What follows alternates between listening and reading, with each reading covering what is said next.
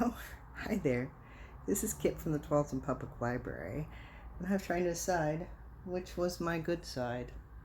Why, you ask? Well, I have decided to get into the money making business, so I'm going to make my own coin, and I need the most noble visage for this coin. But that's going to take a while, so I thought today maybe we could use pennies to make some great art using processes that turn the pennies different colors and using those colors to make an art piece. Let's get started. All right, this is kind of a big project, but it'll start with pennies, and then we're going to do an art piece. So that's just a guide to our art piece.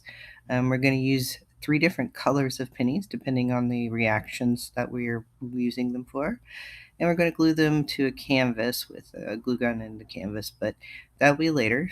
So we will push those aside.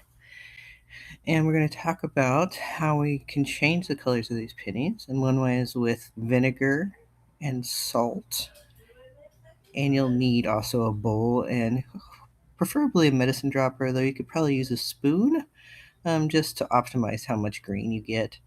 And then you'll need hard boiled eggs. They need to be freshly hard boiled eggs and over hard boiled, like where you get the gray ring around the yolk. And then we'll put the pennies with them, and that is what will make your reaction. So you'll see that I realized that I could not use old boiled eggs. It has to be freshly boiled eggs. So that's why I suddenly have three eggs here. And then we just put a paper towel and the pennies on top of it, and the sulfur from the eggs are going to tarnish those pennies and put a really pretty patina on them. You can do this with jewelry too, if you have copper jewelry, and it's going to set for about 24 hours. Next, we're going to take the rest of our pennies and lay them out to be turned into verdigris pennies. And the reason why I had to use all the rest of them is they're kind of different, each one, as to how they turn green. And this way, I can use the vinegar and salt to turn them green and decide which ones I like the best. And then you just re soak them in the vinegar and salt in order to get them back to shiny pennies.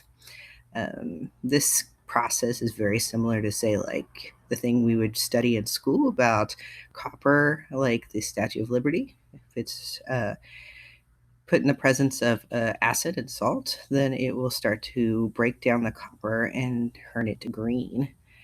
And now I use a medicine dropper here because while you can just soak them and see what you get, this just optimizes the amount of acid that reacts with the pennies. And so we'll get some really pretty bright green pennies this way. Um, and if you notice that the reactions aren't happening much, then you can always come back with a dropper and add more later. All right, we got those all done, and we're going to wait for again another 24 hours.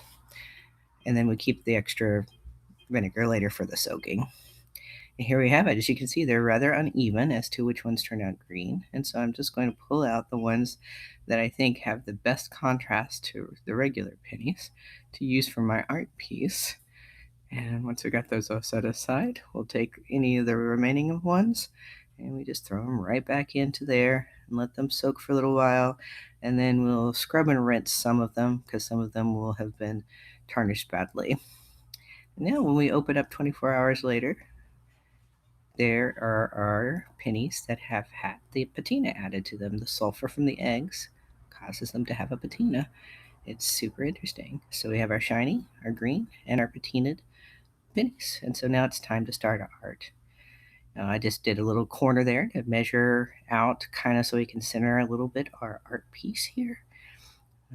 You can do it however you want to, but as you can see, I just marked a little couple of lines and then I'll go in later and erase those lines.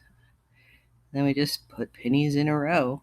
The thing that I began to realize as I did this is while this is really pretty, the contrast for the patinaed pennies were not quite as much as I would have liked in this art piece. I probably would have put the verdigris in the middle and then just used the slight contrast on the outside, but it works out fairly well.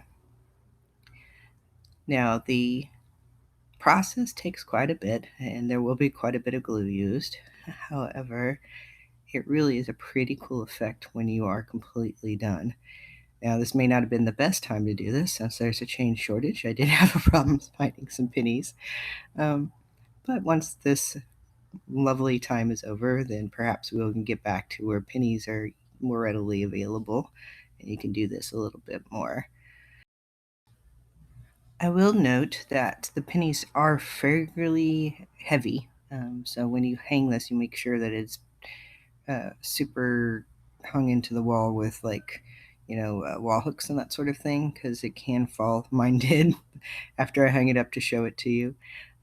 So just keep that in mind. This probably will not work on anything lighter like paper or cardstock just because of the weight of the pennies.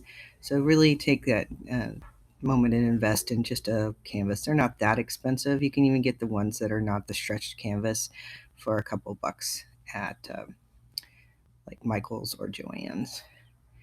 And it's at this point that I realized that I had not made enough verdigris ponies. So forgive me that the pattern isn't complete, but there's what you look like. And then we will look at our completed piece that I always do in fox form.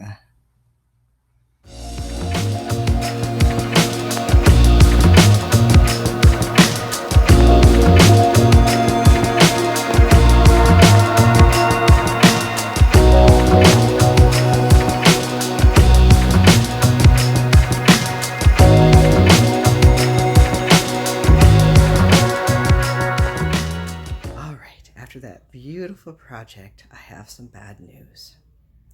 Apparently, making your own currency is a felony. It's too bad, too. I had the most beautiful design for my coin.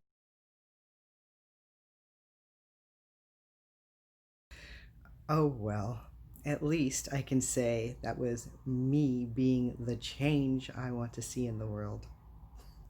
Okay, this is Kit signing off.